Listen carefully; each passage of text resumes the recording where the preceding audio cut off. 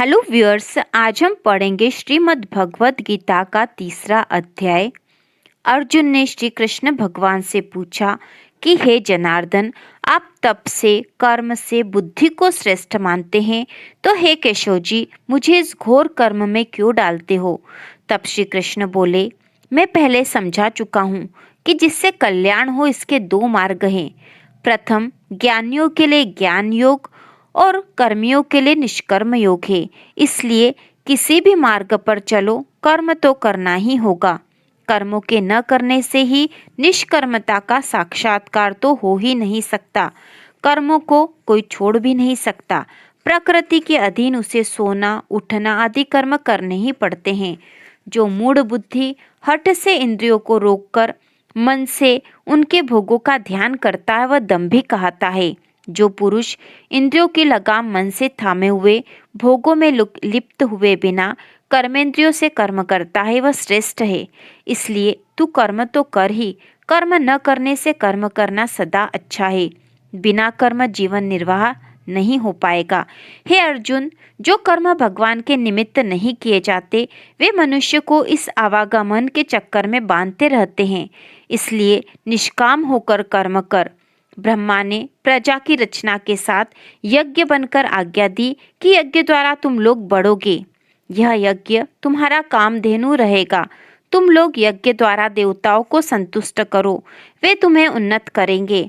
इस प्रकार परस्पर उन्नति करते हुए परम कल्याण प्राप्त होगा। यज्ञ से प्रसन्न किए देवता तुम्हें इच्छित भोग पहुँचाएंगे। इन भोगों को जो इन्हें दिए बिना भोगता है, वह निश्चय चोर ही है।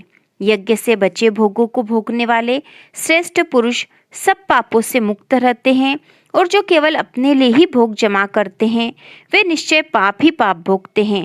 यह सृष्टि चक्र ऐसा है कि सर्व प्राणी अन्न से पैदा होते और अन्न की उत्पत्ति वर्षा से, वृष्टि की रचना यज्ञ से होती है। यज्ञ का अर्थ है सर्वोपकार कर्म।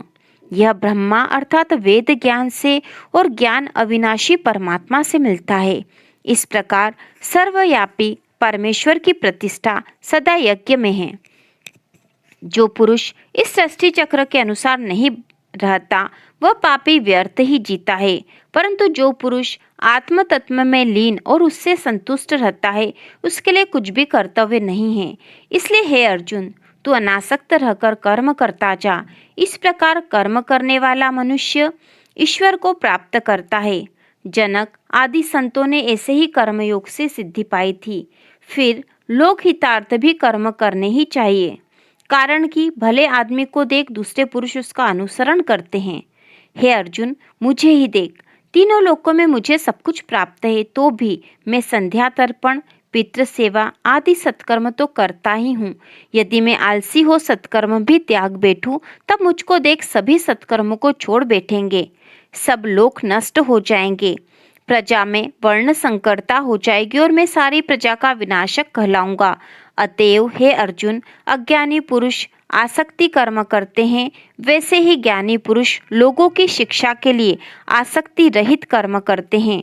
कर्म करना छोड़कर अज्ञानियों में कर्म के प्रति अश्रद्धा उत्पन्न होने दे, अपितु स्वयं समता बुद्धि रखता हुआ उनसे भी वैसा ही कर्म करावे।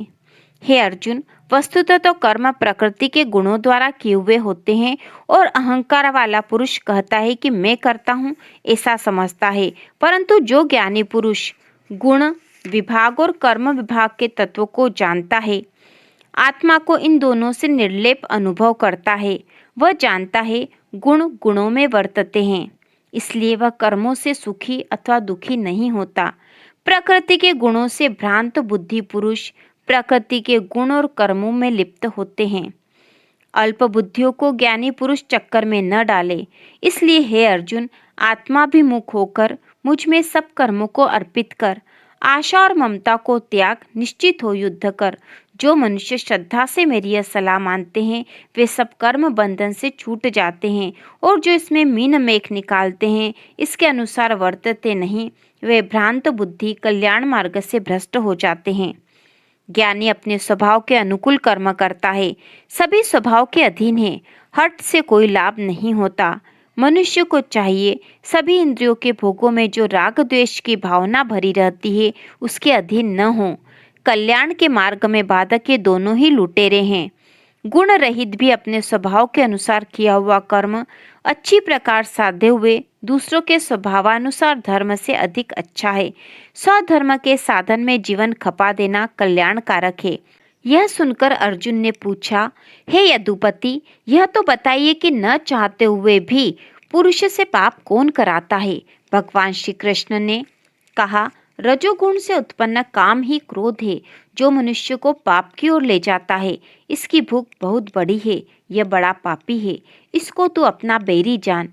जैसे धुएं से अग्नि और धूल से दर्पण और जेर से गर्भस्थ शिशु ढक जाता है, वैसे ही ज्ञानियों को सदा बैरी सदा अग्नि सरीखे काम से ज्ञानी का ज्ञान ढका रहता है, और यह काम मनुष्य की इंद्रियों, मन और बुद्धि में रहता है और इनके द्वारा मनुष्य को मूढ़ बनाता है।